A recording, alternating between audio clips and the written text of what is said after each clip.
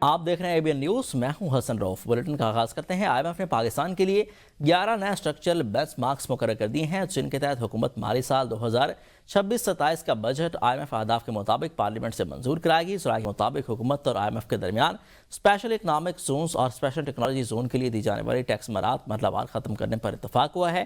ذرائع کا کہنا ہے کہ سرمایہ کاری بورڈ سے اسپیشل اکنامک زونز کو ٹیکس مرات دینے کے اختیارات واپس لے لیے جائیں گے، جبکہ اسپیشل ٹیکنالوجی زون کی تمام مالی مرات 2035 تک ختم کرنے کا منصوبہ تیار کیا گیا ہے۔ ٹیکس نظام میں بہتری کے لیے کمپلائنس رسک مینجمنٹ سسٹم متعارف کرانے اور جامع آڈٹ پالیسی و آڈٹ مینول تیار کرنے کا فیصلہ کیا گیا ہے۔ IMF پروگرام کے تحت پیپرا قوانین میں ترمیم کر کے سرکاری اداروں کو حاصل خصوصی رعایتیں ختم کی جائیں گی، جبکہ نیب میں میرٹ پر مبنی تقرریاں اور شفافیت بڑھانے کے لیے بھی اصلاحات متوقع ہیں۔ اسٹیٹ بینک فارن ایکسچینج نظام میں بتدریج نرمی کے لیے روڈ میپ تیار کرے گا۔ ذرائع کے مطابق حکومت نے گیس اور بجلی کی قیمت کی لاگت کے مطابق رکھنے پر بھی اتفاق کیا ہے، جس کے تحت توانائی ٹیرف میں رد و بدل جاری رہے گا۔ مضبوط پالیسی اقدامات کے تسلسل نے پاکستان کی معاشی بحالی کو نہ صرف سہارا دیا بلکہ معیشت کی بیرونی جھٹکوں کے مقابلے میں مزاحمت کو مضبوط کیا ہے۔ IMF نے پاکستان کے لیے توسیع فنڈ سہولت کے تحت تیسرے جائزے اور لچک و پائیداری کی سہولت کے دوسرے جائزے کی رپورٹ جاری کر دی ہے۔ IMF رپورٹ میں کہا گیا ہے کہ مالی سال 2026 کی پہلی ششماہی میں GDP نمو میں تیزی آئی ہے، مہنگائی میں قابو میں رہی ہے، کرنٹ اکاؤنٹ مجموعی طور پر متوازن رہا، زر مبادلہ کے ذخائر کی بحالی سابقہ اندازوں سے بہتر رہی۔ بنیادی منظرنامے کے تحت خدشہ ہے کہ یہ جنگ مہنگائی پر دباؤ ڈالے گی، جنگ معاشی نمو اور ادائیگیوں کے توازن کو متاثر کرے گی۔ جنگ کے مجموعی اثرات محدود رہنے کی توقع ہے، تاہم خطرات ابھی بھی بہت زیادہ ہیں۔ سعودی عرب کے مشرق وسطیٰ کے ممالک اور ایران کے درمیان عدم جہریت سے متعلق معاہدے کی تجویز پر اتحادی ممالک سے بات چیت ہوئی ہے۔ برطانوی اخبار فائنینشل ٹائمز کا سفارتکاروں کے حوالے سے دعویٰ، رپورٹ کے مطابق تجویز کا مقصد ایران جنگ کے خاتمے کے بعد خطے میں کشیدگی کے خاتمے کے مختلف طریقوں پر غور کرنا ہے۔ خلیجی ریاستوں کو تشویش ہے کہ جنگ کے بعد انہیں نہ صرف زیادہ سخت گیر ایرانی حکومت کا سامنا کرنا پڑ سکتا ہے، بلکہ خطے میں امریکی فوجوں کی تعداد بھی کم ہو سکتی ہے۔ کئی یورپی ممالک اور یورپی یونین کے اداروں کی سعودی تجویز کی حمایت، خلیجی ممالک پر بھی تجویز کی حمایت کا زور دیا گیا ہے۔ دو مغربی سفارتکاروں کا کہنا ہے کہ ریاض 1970 کی دہائی کے عمل کو ممکنہ ماڈل کے طور پر دیکھ رہا ہے، جس نے سخت جنگ کے دوران یورپ کشیدگی کم کرنے میں کردار ادا کیا۔ اب بین الاقوامی خبریں شامل کرتے ہیں۔ سپر پاور بننے کی جنگ میں الجھنا نہیں چاہیے، امریکہ اور چین کو حریف نہیں بلکہ شراکت دار ہونا چاہیے۔ چینی صدر کی امریکہ کو پیشکش دونوں ممالک کے درمیان محاذ آرائی کو نقصان دہ قرار دے دیا۔ شی جن پنگ نے صدر ٹرمپ سے کہا کہ دونوں ممالک کے مشترکہ مفادات اختلافات سے زیادہ ہیں۔ چین امریکہ مستحکم تعلقات دنیا کے لیے بہتر ہیں۔ موجودہ عالمی صورتحال ہنگامہ خیز ہے، دونوں ممالک کو مل کر نئے عالمی چیلنج سے نمٹنا چاہیے۔ صدر شی جن پنگ کا تائیوان کے معاملے پر امریکہ کو احتیاط برتنے کا مشورہ، خبردار کیا کہ اگر مسئلہ تائیوان کو درست طریقے سے حل نہ کیا تو دونوں ممالک کے درمیان جھڑپیں اور تصادم ہو سکتا ہے۔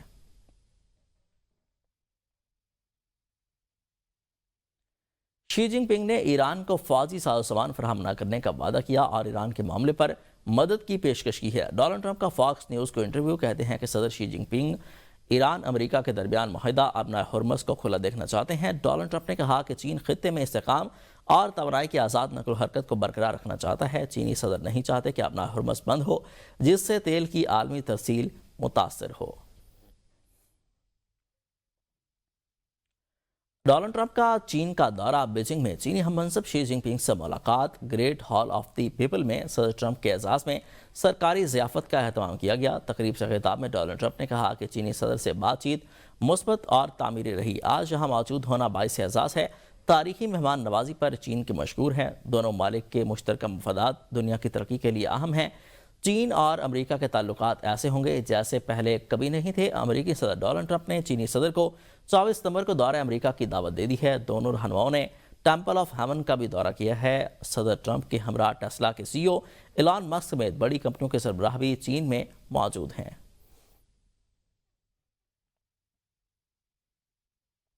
ہرمز میں کسی قسم کا ٹول ٹیکس کا نظام نافذ نہیں ہونا چاہیے۔ چین اور امریکہ متفق ہیں کہ ابنائے ہرمز کو فوجی تنازع کا میدان نہیں بننا چاہیے۔ مارکو روبیو کا امریکی ٹی وی کو انٹرویو، کہتے ہیں کہ ڈونلڈ ٹرمپ نے چینی صدر سے بات چیت کے دوران ایران، جنگ اور ابنائے ہرمز کا معاملہ اٹھایا، لیکن چین سے کسی قسم کی مدد کا مطالبہ نہیں کیا۔ ایران کے حوالے سے امریکی موقف واضح ہے، ایران کو جوہری ہتھیار حاصل کرنے کی اجازت نہیں دی جا سکتی۔ روس بھی ایران کے جوہری ہتھیار حاصل کرنے کے خلاف ہے۔ امریکی وزیر خارجہ نے کہا کہ تائیوان کے معاملے پر امریکی پالیسی میں کوئی تبدیلی نہیں آئی۔ گزشتہ 10 برسوں میں چینی فوج نے بہت ترقی کی۔ فوجی طاقت بڑھانے کے لیے چین نے اربوں ڈالر خرچ کیے ہیں اور اب چینی فوج دنیا کی دوسری طاقتور ترین فوج بن چکی ہے۔ مارکو روبیو نے کہا کہ چین صرف تائیوان تک محدود نہیں بلکہ عالمی سطح پر امریکہ جیسی طاقت حاصل کرنے کا خواہاں ہے۔ چین میں داخلے پر پابندی کے باوجود مارکو روبیو کیسے بیجنگ پہنچے؟ عرب ٹی وی الجزیرہ تفصیلات سامنے لایا۔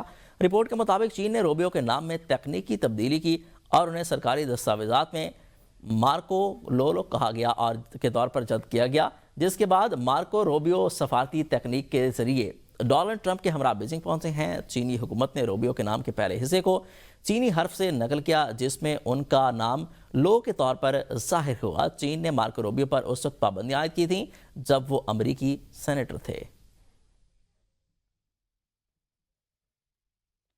ایرانی وزیر خارجہ عباس عراقچی نے متحدہ عرب امارات کو امریکی اور اسرائیلی صحافیوں میں برابر کا شراکت دار قرار دے دیا۔ کہتے ہیں کہ یکجہتی کے تحت امارات کا نام تک نہیں لیا، لیکن اماراتی مندوب کی باتیں، الزامات اور دعوے مسترد کرتے ہیں۔ بھارتی حکومت دارالحکومت نئی دہلی میں جاری برکس اجلاس کے دوران اماراتی مندوب کو مخاطب کرتے ہوئے عباس عراقچی نے کہا کہ یو اے ای کو ایران اور اسرائیل سے متعلق اپنی پالیسی پر نظر ثانی کرنے کی ضرورت ہے۔ امارات نے ایران پر امریکی اور اسرائیلی حملوں کی مذمت تک نہیں کی۔ وقت آ گیا ہے کہ تمام ممالک مل کر امریکی غنڈہ گردی کو تاریخ کے کوڑے دان میں پھینک دیں۔ امریکی غنڈہ گردی کے خلاف مزاحمت نئی جنگ نہیں، سب کو مل کر کام کرنا چاہیے اور اس خطرے سے مشترکہ طور پر نمٹنا چاہیے۔ ایران کا 90% دفاعی صنعتی ڈھانچہ تباہ ہو چکا ہے، اب اس کی بحالی میں صدیاں لگیں گی۔ امریکی central command chief admiral Brad Cooper نے کہا کہ ایران بڑے پیمانے پر حملے کرنے کی صلاحیت نہیں رکھتا۔ امریکی حملوں کے بعد حماس، حزب اللہ اور حوثی باغیوں کو ایران کے لیے اسلحہ سپلائی بھی شدید متاثر ہوئی ہے۔ Welcome back. ایٹمی اثاثہ جارحیت کے بجائے ملک کے دفاع کے لیے ہے۔ دنیا پاکستان کو ایک ذمہ دار ایٹمی قوت کے طور پر جانتی ہے۔ وزیر اعظم شہباز شریف کا اجلاس سے خطاب، انہوں نے کہا کہ 28 مئی کی آمد ہے، اس دن پاکستان ایٹمی قوت بنا تھا۔ سابق وزیر اعظم ذوالفقار علی بھٹو نے ایٹمی پروگرام کی بنیاد رکھی۔ وزیر اعظم کا کہنا تھا کہ مارک حق میں کامیابی قومی اتحاد کی وجہ سے ہوئی۔ مارک حق کی عظیم کامیابی کو ملی جذبے اور جوش و خروش سے منایا گیا۔ مارک حق کے حوالے سے ملک بھر میں تقریبات کا انعقاد کیا گیا۔ پوری قوم یکجان اور دو قالب تھی۔ افواج پاکستان نے دشمن کو وہ سبق سکھایا جو وہ رہتی دنیا تک یاد رکھے گا۔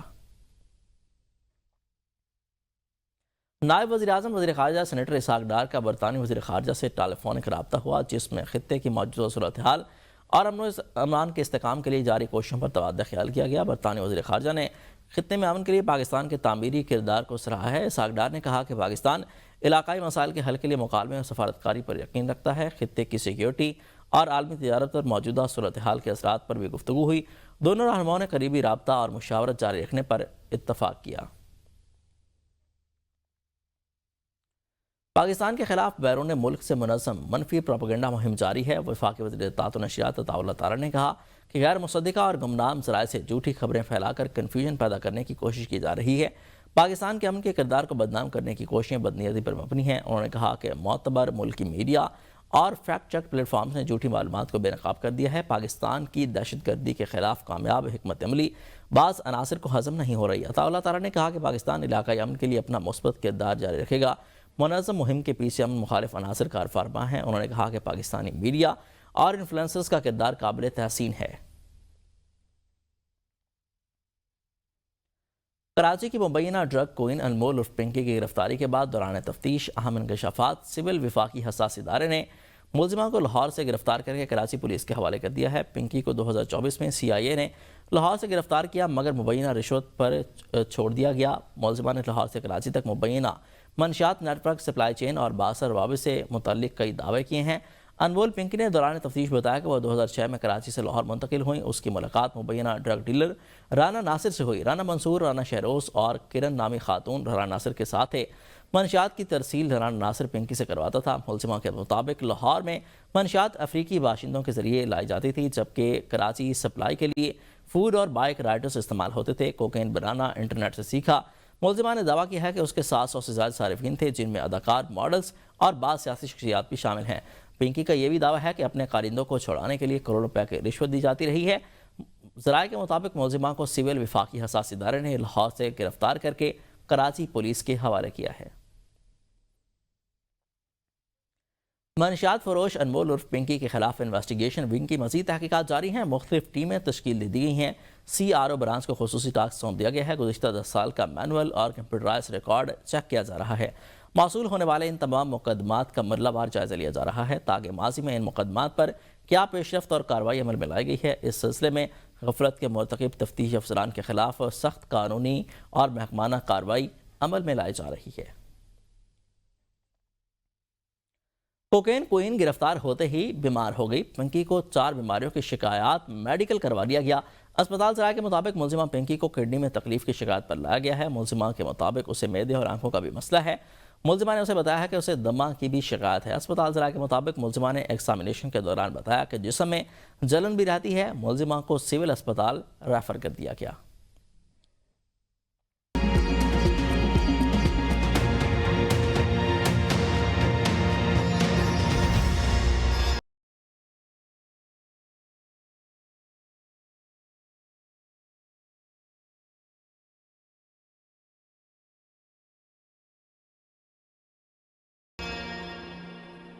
سب سے پہلے آپ کو بتائیں گے سپر پاور بننے کی جنگ میں الجھنا نہیں چاہیے۔ امریکہ اور چین کو حریف نہیں بلکہ شراکت دار ہونا چاہیے۔ چینی صدر کی امریکہ کو پیشکش دونوں ممالک کے درمیان محاذ رائی کو نقصان دہ قرار دیا۔ شی جن پنگ نے صدر ٹرمپ سے کہا کہ دونوں ممالک کے مشترکہ مفادات اختلافات سے زیادہ ہیں۔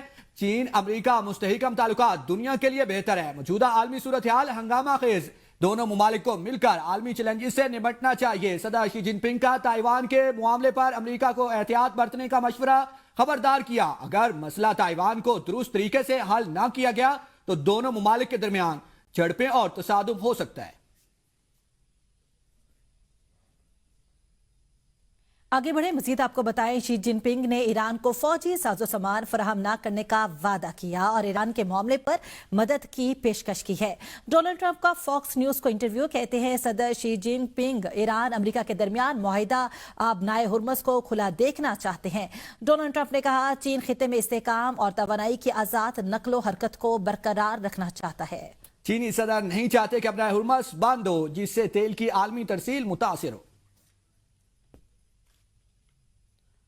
آگے بڑھے کہ اور آپ کو بتائیں گے ہرمز میں کسی قسم کا ٹول ٹیکس کا نظام نافذ نہیں ہونا چاہیے۔ چین اور امریکہ متفق ہیں کہ اپنا ہرمز کو فوجی تنازع کا میدان نہیں بننا چاہیے۔ مارکو روبیو کا امریکی ٹی وی کو انٹرویو، کہتے ہیں ڈونلڈ ٹرمپ نے چینی صدر سے بات چیت کے دوران ایران جنگ اور اپنا ہرمز کا معاملہ اٹھایا لیکن چین سے کسی قسم کی مدد کا مطالبہ نہیں کیا۔ ایران کے حوالے سے امریکی موقف واضح ہے، ایران کو جوہری ہتھیار حاصل کرنے کی اجازت نہیں دی جا سکتی۔ روس بھی ایران کے جوہری ہتھیار حاصل کرنے کے خلاف ہے۔ امریکی وزیر خارجہ نے کہا تائیوان کے معاملے پر امریکی پالیسی میں کوئی تبدیلی نہیں آئی۔ گزشتہ 10 برسوں میں چینی فوج نے بہت ترقی کی۔ فوجی طاقت بڑھانے کے لیے چین نے اربوں ڈالر خرچ کیے اور اب چین فوج دنیا کی دوسری طاقتور ترین فوج بن چکی۔ مارکو روبیو نے کہا چین صرف تائیوان تک محدود نہیں بلکہ عالمی سطح پر امریکہ جیسی طاقت حاصل کرنے کا خواہاں ہے۔ آگے بڑھیں اور آپ کو بتائیں ایرانی وزیر خارجہ عباس عراقچی نے متحدہ عرب امارات کو امریکی اور اسرائیلی جارحیت میں برابر کا شراکت دار قرار دے دیا۔ کہتے ہیں یکجہتی کے تحت امارات کا نام تک نہیں لیا لیکن اماراتی مندوب کی باتیں، الزامات اور دعوے مسترد کرتے ہیں۔ بھارتی دارالحکومت نئی دلی میں جاری برکس اجلاس کے دوران اماراتی مندوب کو مخاطب کرتے ہوئے عباس عراقچی نے کہا UAE کو ایران اور اسرائیل سے متعلق اپنی پالیسی پر نظر ثانی کی ضرورت ہے۔ امارات نے ایران پر امریکی اور اسرائیلی حملوں کی مذمت تک نہیں کی۔ وقت آ گیا ہے کہ تمام ممالک مل کر امریکی گنڈا گردی کو تاریخ کے کوڑے دان میں پھینک دیں۔ امریکی گنڈا گردی کے خلاف مسالمت نہیں، جنگ نہیں ہے، سب کو مل کر کام کرنا چاہیے اور اس خطرے سے مشترکہ طور پر نپٹنا چاہیے۔